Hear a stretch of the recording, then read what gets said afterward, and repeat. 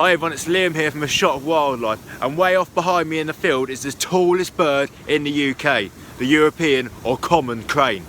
Luckily, I've got some great footage of them, so let's check it out. Growing to more than 4 feet tall and with a wingspan of almost 8 foot, common cranes are not just the tallest bird in the UK, they're also one of the tallest birds in the entire European continent. This flock in Norfolk first formed in 1978 when 3 young birds migrated here from mainland Europe. Usually they would have spent the winter before flying back to Europe in the spring, but they didn't. They stayed, and over the next couple of years they started to breed. This was their first successful nesting in the UK for more than 400 years, and things have only looked up for them since then. There are now more than 40 common cranes in Norfolk, and they have spread into Cambridgeshire, Lincolnshire and Suffolk, and a small flock has even formed in Scotland. Aside from their natural recolonisation, a pioneering captive breeding programme led by Pensthorpe Conservation Trust has helped to reintroduce the birds to several counties in the southwest of the country.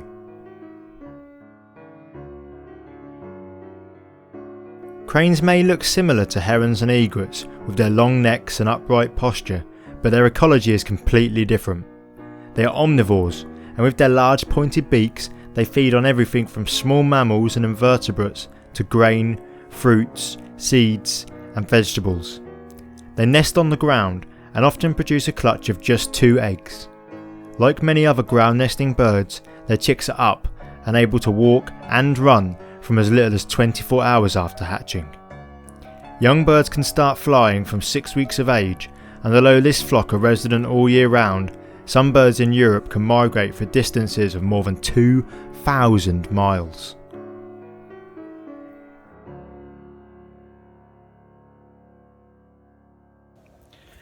Having got some great footage of the cranes, we've decided to come here to the River Buer, which is about half a mile away, and see if we can't find some other wildlife that lives on the river or on the nearby grazing marshes. As we walked along the riverside reed beds, I noticed this small bird bouncing from reed to reed and swaying in the wind. This is a male stonechat. They're about the same size as a robin and can be found all across the UK throughout the winter months.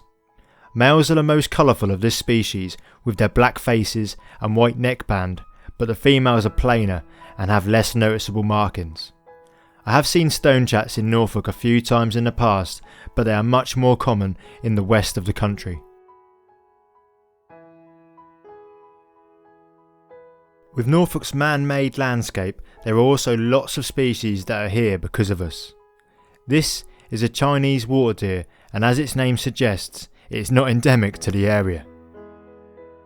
They were first reported in the wild in 1929, and since then their populations have grown and spread to such an extent that it is now thought that more than 10% of their entire global population is in Britain. These deer don't have antlers, but they do have versatile tusks that protrude from their mouths. These point forwards when the deer are trying to fight, but are held backwards so that they are out of the way whilst the deer are eating.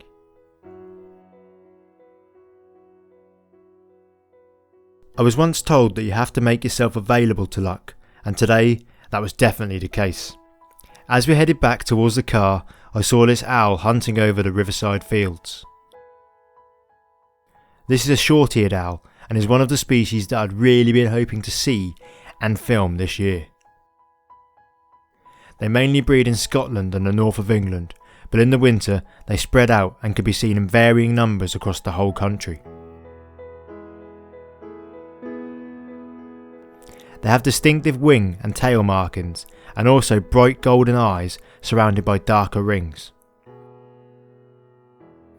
Unlike most other owls, short-eared owls are often active throughout the daylight hours, flying low over the fields in search of mice and voles.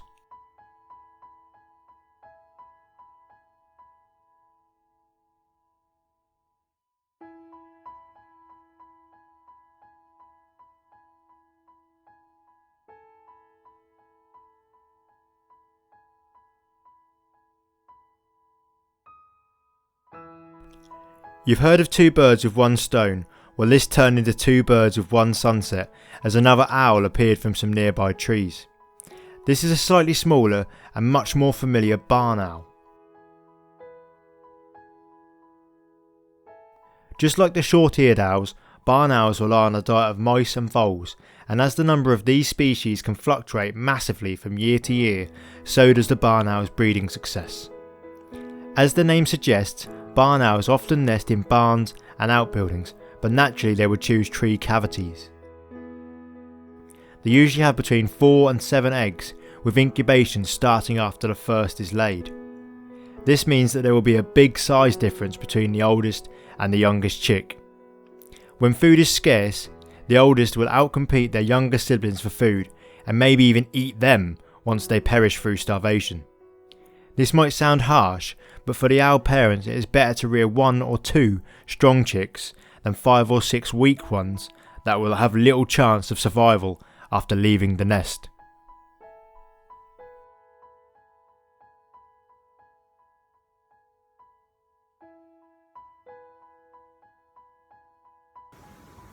Well, that's all I've got time for in today's video. If you did enjoy it, maybe you should check out some of the other wildlife videos on my YouTube channel, and also subscribe to help the channel grow and help more people learn about British wildlife. Thanks for watching, and I'll see you next time.